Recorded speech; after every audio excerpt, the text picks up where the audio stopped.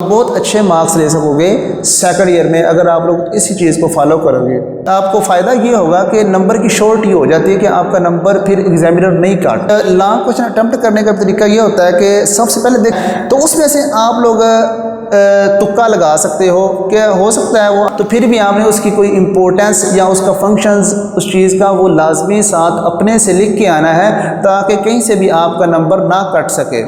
MCQ को किस तरह से अटेम्प्ट किया जाए और कितने चांसेस हो सके कि हमारा MCQ। अस्सलाम वालेकुम, मेरा नाम मोहम्मद आदिल रज़ा है और मैं रिफ़ा इंटरनेशनल कॉलेज में साबिका 2 साल से यहाँ पे लेक्चरर हूँ और मेरी जो MSc है वो एग्रीकल्चर यूनिवर्सिटी फैसलाबाद से है।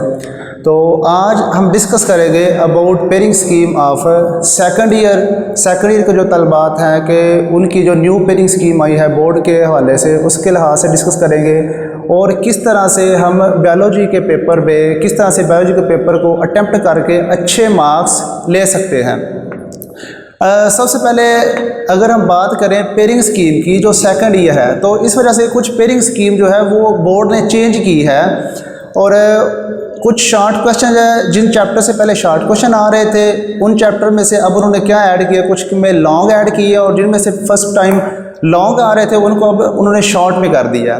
तो अगर पेयरिंग स्कीम हम देखें तो सबसे पहले जो पेयरिंग स्कीम है बोर्ड के लिहाज से वो बन रही है चैप्टर नंबर जो 15 है उसकी पेयरिंग स्कीम लॉन्ग के लिहाज से वो बन रही है चैप्टर नंबर 21 के साथ, chapter number 15 plus chapter number 21। उसके बाद अगर सेकंड लॉन्ग की बात करें तो वो पेयरिंग स्कीम बन रही है हमारी चैप्टर नंबर 16 की चैप्टर नंबर 25 के साथ, chapter number 16 plus chapter number 25। अगर थर्ड हम बात करें लॉन्ग क्वेश्चन की तो वो जो पेयरिंग स्कीम है वो बन रही है हमारे पास चैप्टर नंबर 17 और chapter number 24, chapter number 17 plus chapter number 24। और फोर्थ लॉन्ग जो है, जो क्वेश्चन हमने फोर्थ लॉन्ग जो 5 लॉन्ग आते हैं तो हमने उसमें 3 अटेम्प्ट करने होते हैं, तो फोर्थ लॉन्ग जो है उसकी जो पेयरिंग स्कीम है वो चैप्टर नंबर 18 और चैप्टर नंबर 22, 18 प्लस 22 जो चैप्टर नंबर है इनकी पेयरिंग स्कीम है।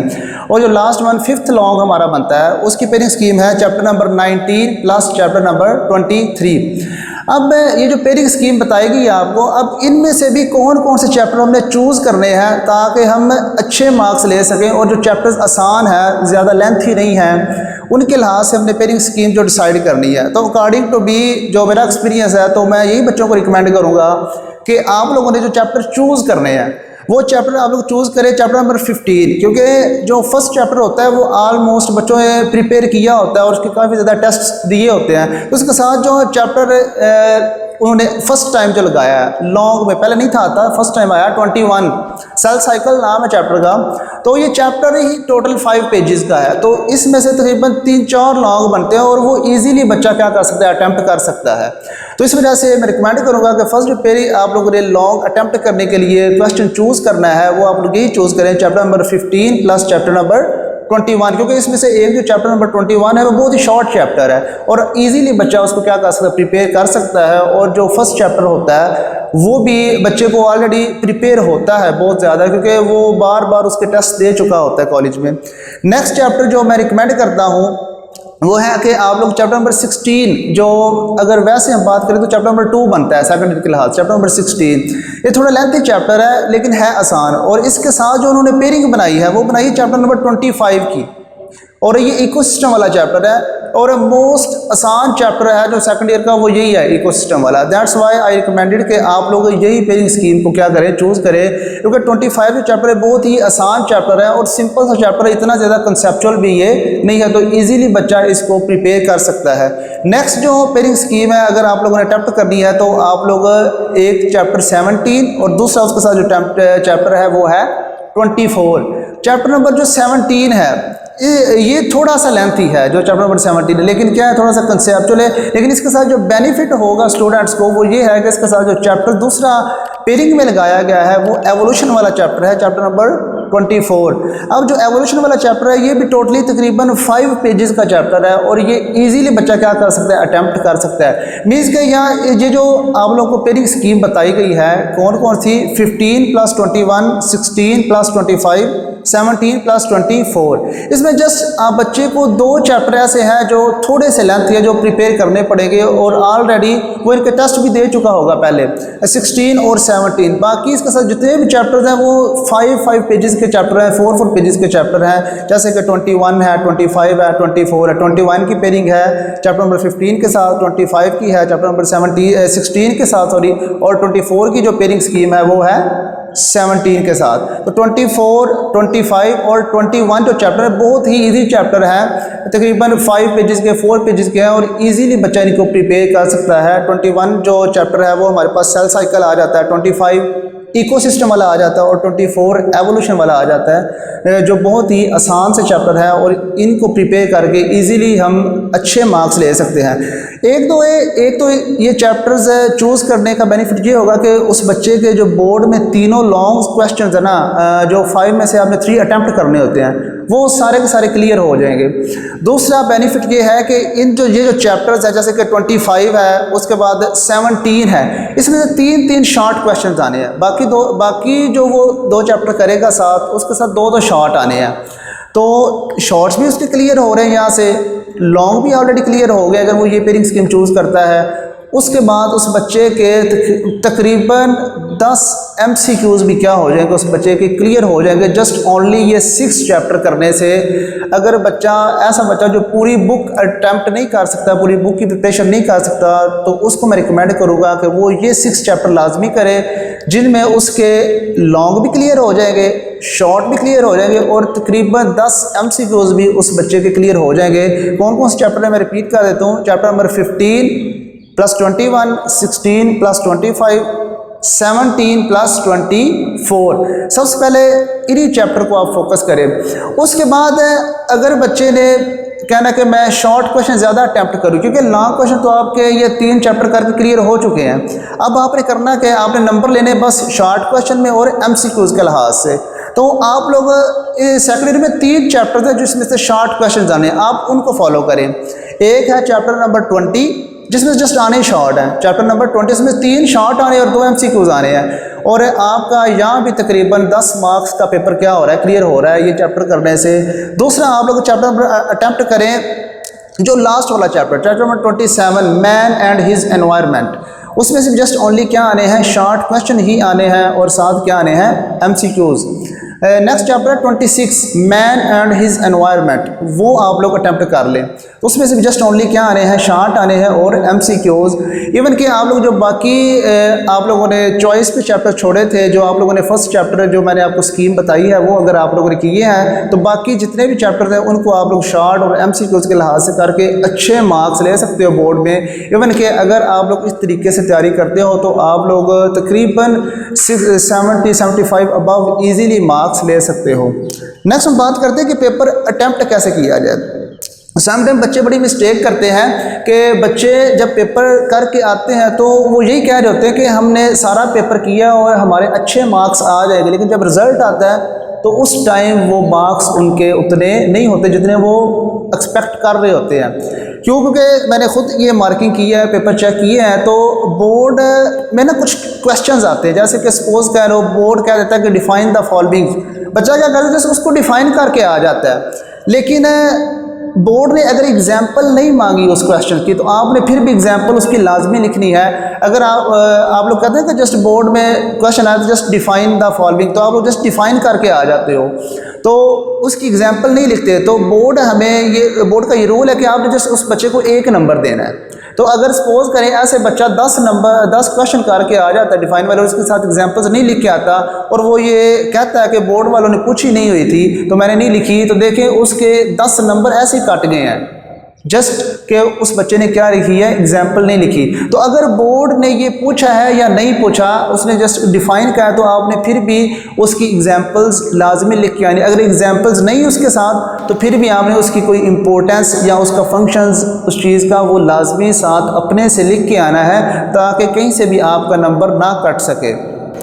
नेक्स्ट ना आप लोगों ने फर्स्ट जो हमारा होता है एमसीक्यूज़ का, तो आप लोगों ने देखना है एमसीक्यूज़ को किस तरह से अटेम्प्ट किया जाए और कितने चांसेस हो सके कि हमारा एमसीक्यूज़ करेक्ट हो। सबसे पहले आपने देखना है कि एमसीक्यूज़ की स्टेटमेंट को अच्छे तरीके से समझना है, एक दो दफ़ा पढ़ना है स्टेटमेंट को, फिर नीचे ऑप्शंस देखने हैं, और अगर तो आप लोगों को वो आंसर आता है तो ठीक है, आप मार्क कर दें। बात करते हैं जो आपको आता है वो तो आप लोग इजीली कर लेंगे एमसीक्यू। मसला ये कि जो आपको नहीं आता उसको आप लोग किस तरह से अटेम्प्ट करेंगे। तो जो एमसीक्यूज़ आपको नहीं आ रहा उसमें 4 ऑप्शंस होते हैं, तो आप लोग पहले देखें कौन सा एमसीक्यूज़ यहाँ पे नहीं है, जो इस क्वेश्चन का आंसर नहीं है, कौन सा जो ऑप्शन है, आप उस ऑप्शन को स्किप करें। और जब आप लोग रह जाए कि 2 में डाउट हो कि इसका ऑप्शन ए हो सकता है, सी हो सकता है, डी हो सकता है, ए या बी हो सकता है, मतलब 2 ऑप्शंस पे आपको डाउट हो कि इसका ए हो या बी हो, मीन कि 50-50% चांसेस होते हैं, तो उसमें से आप लोग तुक्का लगा सकते हो कि हो सकता है वो आपका तुक्का 60 to 70% ठीक साबित हो जाए। तो सबसे पहले एमसीक्यूज़ में से आप लोगों ने देखना है कि कौन सा ऑप्शन बिल्कुल ही नहीं बन रहा है इसका, उसको स्किप कर दें। बाकी जो 2 पे आपको डाउट होगा उसमें से फिर एक आप तुक्का लगा सकते हैं कि 50-50% चांसेस होते हैं कि वो आप लोग का तुक्का सही लग जाए। इस तरह से आप लोग एमसीक्यूज़ भी अटेम्प्ट कर सकते हैं अच्छे से। नेक्स्ट हम बात करते हैं शॉर्ट क्वेश्चन के। जैसे मैंने पहले बताया, अगर इस दफ़ा ना बोर्ड ने क्राइटेरिया चेंज किया है, आज से तकरीबन 2-3 साल पहले अगर बात करें 2018 की, 2017 की, तब जो एफएससी का पेपर आता था वो सिंपल पेपर आता था, लाइक डेफिनेशंस पूछ ली गई, फंक्शंस पूछ लिया गया, डिफरेंसेस पूछ लिए गए शॉर्ट क्वेश्चंस में। अब उन्होंने क्राइटेरिया चेंज किया है। अब उन्होंने कहा कि हम जो क्वेश्चन है ना 50% कंसेप्चुअल पेपर होगा और 50% जो होगा वो नॉर्मल पेपर होगा, ताकि जो हर स्टूडेंट वो क्या कर सके, अटैम्प्ट उसको कर सके। अब कंसेप्चुअल पेपर किस तरह से होगा, उसमें कुछ क्वेश्चंस को पूछेंगे, नॉलेज बेस होंगे, जो आपको अपने हिसाब से सोच समझ के उनका आंसर देना पड़ेगा। मीन के स्टेटमेंट जो होगी वो उन्होंने क्या कर दी, थोड़ी सी चेंज कर दी, उसको अच्छी तरीके से समझना पड़ेगा आपको। नॉलेज बेस होंगे। नेक्स्ट होंगे अंडरस्टैंडिंग बेस, कि आप लोगों को उस क्वेश्चन को समझना पड़ेगा कि ये पूछ क्या रहा है। एक्चुअली समटाइम में क्वेश्चन और होता है, बच्चा आंसर कुछ और लिख के आ जाता है, तो एग्जैक्ट वही आप लोगों ने आंसर लिखना है जो उसने पूछा होता है। तो इस तरह से भी नंबर कटते हैं कि आंसर कुछ और होता है, क्योंकि बच्चे ने पूरा टॉपिक याद किया होता है, तो वो समटाइम कहता है कि पूरा का पूरा टॉपिक कभी कभी बच्चे लिख के आ जाते हैं, कभी कभी जस्ट डेफिनेशन लिख के आ जाते हैं। तो ऐसा नहीं करना, स्टेटमेंट को समझना है, उसकी जो उसने बात पूछी है वही पॉइंट टू पॉइंट लिखें, क्योंकि शॉर्ट क्वेश्चंस में इतने ज़्यादा लिखा नहीं जाता, जस्ट 3 to 4 लाइन्स में उसका आंसर देना होता है। तो टू द पॉइंट हमने लिखना होता है, ताकि हम पूरे नंबर ले सके उन 2 to 3 लाइन्स जो हमने लिखी होती हैं उनकी बेस पे। नेक्स्ट जो 50% क्वेश्चन आएंगे वो नॉर्मल आएंगे, कि हम सिंपल को डेफिनेशन पूछ ली जाती हैं, किसी का फंक्शन पूछ लिया जाता है, या उसका पूछ लिया जाता है कि ये इसकी इंपॉर्टेंस बता दें आप लोग क्या चीज़ है। तो इस तरह से नॉर्मल क्वेश्चन आ सकते हैं। लॉन्ग क्वेश्चन जो अटैम्प्ट करने का तरीका है, वो जो मैंने फर्स्ट स्टार्टिंग में आपको पेयरिंग स्कीम बताई है उसके लिहाज से आप लोग करेंगे। और लॉन्ग क्वेश्चन अटैम्प्ट करने का तरीका ये होता है कि सबसे पहले देखिए आपको उनमें से भी सबसे अच्छा कौन आता है, सबसे पहले आप लोग उसको अटैम्प्ट करें। और उसमें से भी लॉन्ग में 2 पार्ट होते हैं, पार्ट ए होता है, पार्ट बी। उनमें से फिर देखें कि जो सबसे बेस्ट आ रहा है उसको पहले आप लोग अटैम्प्ट करें। और लॉन्ग क्वेश्चन अटैम्प्ट करने का तरीका ये होता है कि अगर उसने लॉन्ग क्वेश्चन को सिंपल क्या दिया कि एक्सप्लेन इट, इसको एक्सप्लेन करें इस लॉन्ग क्वेश्चन को, सबसे पहले आपने क्या करना है, उसकी डेफिनेशन लिखनी है। अगर तो डेफिनेशन के बाद फिर उसकी एक्सप्लेनेशन देनी है, एक्सप्लेनेशन देने के बाद लेकिन साथ साथ आपने हेडिंग्स लाजमी बनानी है। जो जो पॉसिबल हेडिंग्स बनती हैं उस लॉन्ग क्वेश्चन की वो आपने लाजमी बनानी है, ताकि प्रेजेंटेशन अच्छी हो आपकी। उससे प्रेजेंटेशंस पे लाजमी आपने ध्यान देना है, प्रेजेंटेशन अच्छी हो ताकि एग्जामिनर जो देखने वाला है वो ये समझे कि बच्चे को पेपर बहुत अच्छा आता है, बच्चे ने अच्छे तरीके से प्रेजेंट किया हुआ है पेपर। अगर डायलॉजी का रूल ये है कि अगर उस लॉन्ग क्वेश्चन में डायाग्राम बनती है तो वो डायाग्राम आपने लाजमी बनानी है। इसका आपको फ़ायदा ये होगा कि नंबर की शॉर्टी हो जाती है, कि आपका नंबर फिर एग्जामिनर नहीं काटता। तो अगर सपोज करें 4 नंबर का आप लोग का लॉन्ग क्वेश्चन है, तो आपने क्या करना है कि सबसे पहले आपने डेफिनेशन लिखनी है, फिर एक्सप्लेनेशन देनी है उसकी हेडिंग्स के साथ, और लास्ट में आप लोगों ने डायग्राम जो है वो उसकी लाजमी बनानी है। तो आई होप कि आप लोग बहुत अच्छे मार्क्स ले सकोगे सेकंड ईयर में, अगर आप लोग इसी चीज़ को फॉलो करोगे। जज़ाकल्लाह।